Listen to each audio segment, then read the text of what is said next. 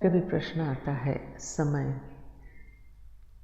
समय कहने से आप क्या बोल रहे हो, ये पूछ क्यों रहे हो। अर्थात समय क्या है तुम थोड़ा समय समय पे समझने की कोशिश कर रहे हो।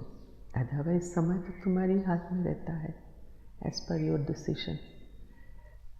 फिर ऐसे भी प्रश्न आता है, आप कहते हैं समय ईश्वर है। फिर समय क्या ईश्वर के अंदर है?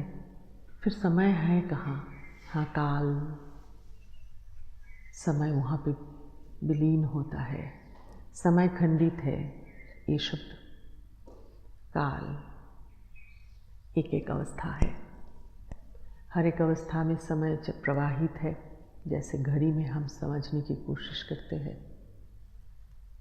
शुरुआत हुई थी सन की जो क्लॉक है उससे सर्वप्रथम, अर्थात सन की जो चलना है वो कब कितना कहाँ शैडो गिरता है, इस हिसाब से सन डायल यानी सन क्लॉक बनाया जाता है, जो घड़ी में समाहित किया है इंसान। अब देखो, ये गगन में, ये व्योम में, ये शून्यता में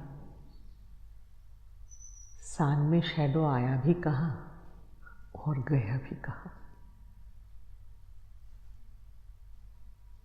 ऐसे काल महाकाल में निमज्जित हो जाता है।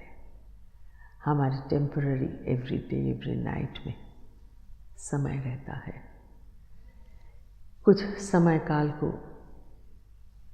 हम कुछ दिन पकड़ के रखते रखते फिर याद भी नहीं रहता है वो काल कब गुजर गया। तुम्हारे बाल्यकाल, किशोर काल, यौवन काल ऐसा गत होते रहते हैं।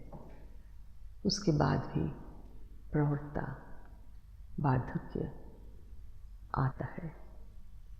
सुंदर ताने हुए सारे स्किन कुंचन आने लगता है। काल, काल के गर्भ में जो महाकाल में है, महाकाल को जो छू लेता है वो तो महाकाल में चला जाता है। वहाँ समय की सीमा नहीं होता है। अपनी भूखंड में भी विज्ञानी ने काफ़ी जगह दर्शाया है, बताया है, जहाँ पर समयहीनता मौजूद है। काल जो गति प्राप्त है वो गति से नहीं चलती, या नहीं चलती मतलब बहुत फास्ट कहीं चल रही है, कहाँ बहुत स्लो चल रहे हैं।